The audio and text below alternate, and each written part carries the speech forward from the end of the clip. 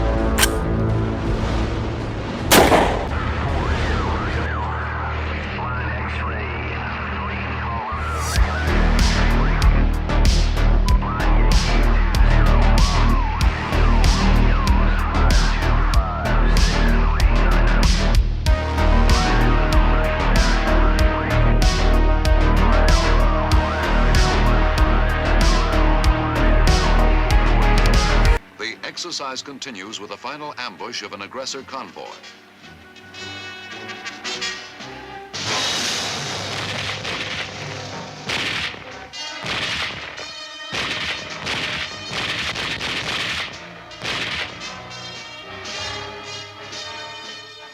This has the double purpose of rescuing a captured guerrilla and a civilian sympathizer, and illustrating another very common technique for obtaining supplies from the enemy himself.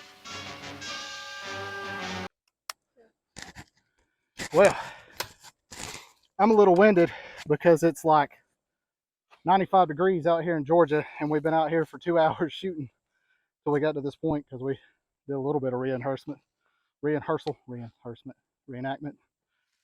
So forgive me because it's playing on my cardio, but that was pretty fun. We did about 100 yards. If you want to pan out and show them the rock we were shooting from. But yeah, so coming down this old mining road, private road, we're doing our patrol and seen a tango and acted on it. We did a quick move up using cover through some trees, and then using a small dirt berm, lying down, and did a prone and also kneeling and whatnot, and had a little hiccup at the end with my rifle on there at stovepipe. So I'm gonna have to do some looking. I think she's dry. I've not had her out in a couple months, and she definitely needs to be cleaned. It's been a while. I'll let you in on a little secret. It's been a while since she's been cleaned. So we'll talk about this in just a second. It's always good to have malfunctions. So here we are with our target. So it's about a me size target, an XXL dude size target. Even though oddly enough, I'm getting out of my XXL, but pretty happy with it. Some of them I made some hasty shots, but overall at 100 yards, coming into about 50 yards on the closest one, we're doing good. I mean, we're hitting vital arteries. I was of course going for the X, and we got some in the X zone, quite a bit on the outside, and some in the 9 zone here. Either way, that's going to incapacitate a target with the XM193 rounds that I was running. It's important to stay hydrated. My camera woman and I have already been through 2 quarts of water, and it's hot out here. This multicam may look a little darker than its usual lighter shade because I am drenched. But hey, I get out here and do this for y'all. I do it for me to know where I stand, and that's why I try to iterate it in every video. You need to get out and do this and understand how your gear is going to do, how your gun's going to react. Like, I had a malfunction on the last couple rounds with this gun, and that gets me in training. That gets me, when I get back to my little armory, I'm going to take a look at it and see what's going on. And if it's bolt carrier group related, I guess it's time for a newer bolt carrier group. They can be had. Great phosphate ones that are Carpenter 158 can be had for under $100. So she may need a new bolt. She may need a BCM upgrade for extracting. So let's hydrate. All right, so I know we want to talk about this, and I talked some about it in Jay's video for his contest. But what we have here is a gun that has been through many iterations. It's my first AR build, and I'm dripping sweat on it. I don't think that's too aesthetic for you, but it's hot as fuck out here. And this gun started life as a carry, well, not a carry handle, but had the A2 front sight post and just a chop rear sight. And I started wanting to do more, put cheap red dots and things like that, until I found Focus Trip, and he had talked about these UTG Pros scopes here, and this is a 1:8 that I've wrapped in some camo tape that is non-adhesive, that self-wraps on here. So that's what the optic is on this one. It's a 1:8, does really great, has a pretty good eye relief, especially at 1x, that you can run it like a red dot. It's illuminated. It'll do a multitude of colors. That's kind of their gimmick, but the glass is good. I have a break on here. I don't like it. My camera woman especially doesn't like it, especially whenever I went hot with it. And it's going to be changed to a flash hider. I always wanted a break. I put one on here. It's not wrecky. I know everybody hates that word, but you know, it's not field rifle-esque. It gives away. It creates a loud report. as can be appreciated in this video. And I put just a cheap Amazon bipod on here that holds up. It's light. I think it's something like 5 to 6 ounces. So not a lot of weight. And then I've done Magpul's new angled handguard or hand grip, angled foregrip here. That's got a thumb or a finger stop there, finger stop here, and wrapped it just to kind of break it up. You don't always have to paint your rifle. I've just not painted this one yet, but that's enough to break up the profile. You know, you can go a little bit more crazy for it, but you still want it to dissipate heat. And the barrel is a M4 profile. It's really more SOCOM because it's thicker out to the gas block, and it's carbine link gas system 1 and 9, which I'm not a fan of. I've got a nice 1 and 8 Melanite barrel to replace this one, and I would much rather do that. It's carbine link too. I wanted a mid length, but they were hard to find at the time. And we got our Stinger rail here, 15-inch rail. It's kind of cool how it has the cuts. Of course, it's got the Picatinny all the way across the top. You can kind of see here where it's lightened. They've done all kind of lightened cuts. And so the rail is pretty light. And it's got, of course, QD mount here and here. I like to get as far out on the rifle as I can. Coming back, it's just a Anderson lower, running the 20 rounder because it makes it easier to use with that bipod. And I've got a PSA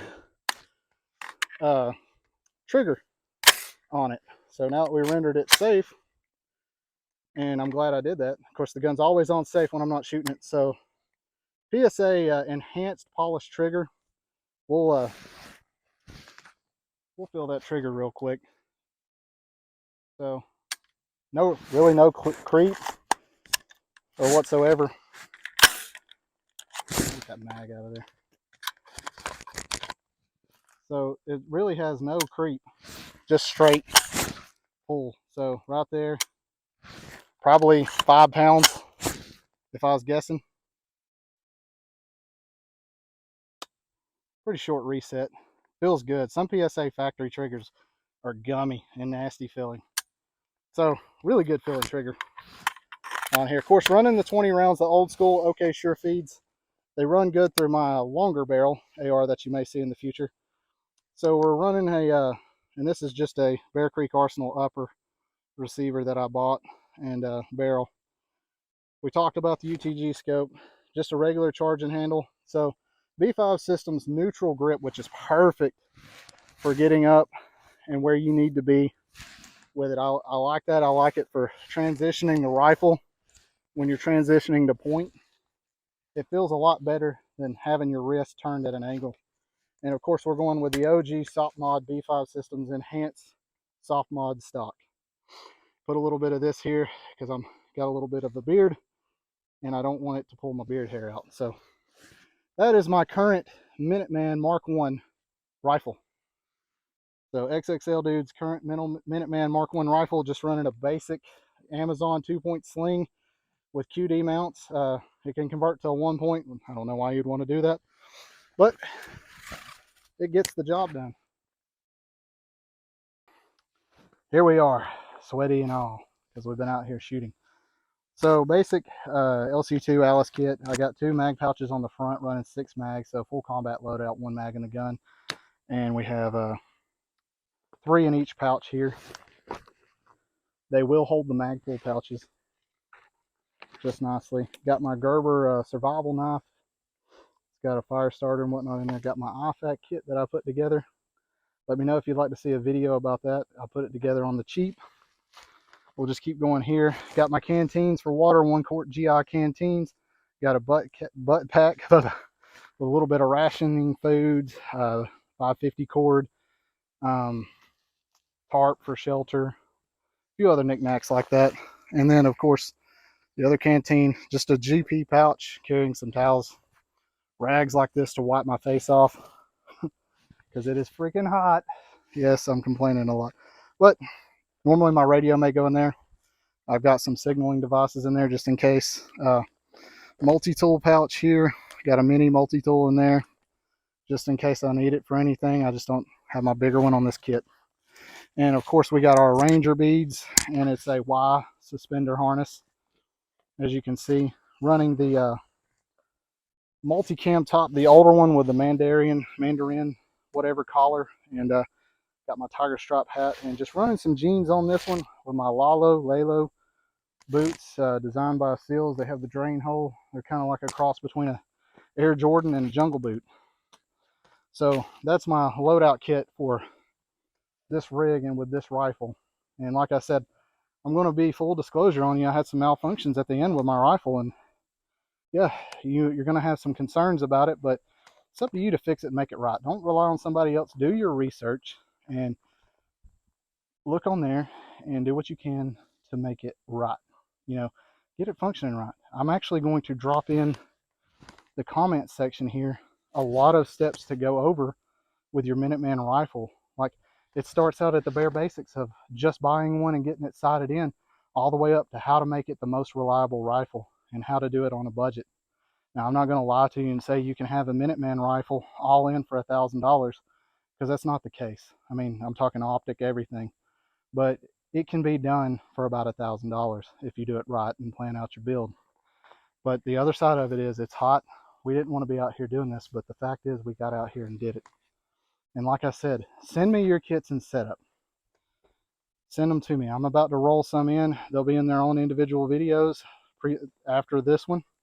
And because I had the rant video. So sometime during the middle of the week, you guys send me a few of them in, and I'll mix them up and talk about them and explain your kit and show your video on my channel.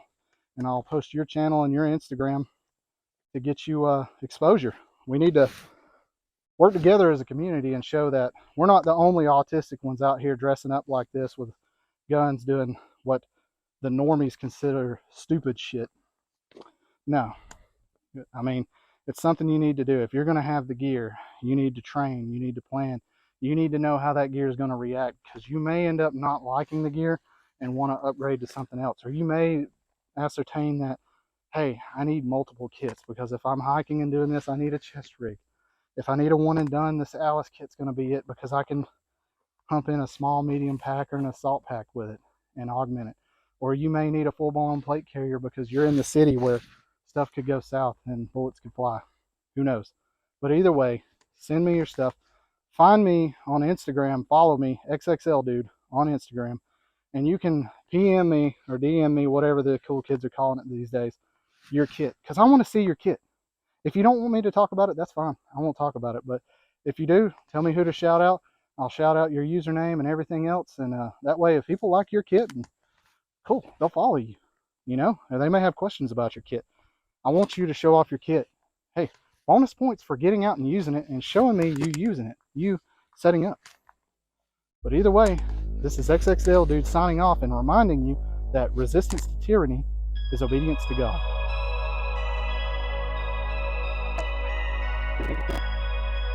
If you record that, all that may play in that, that's fine.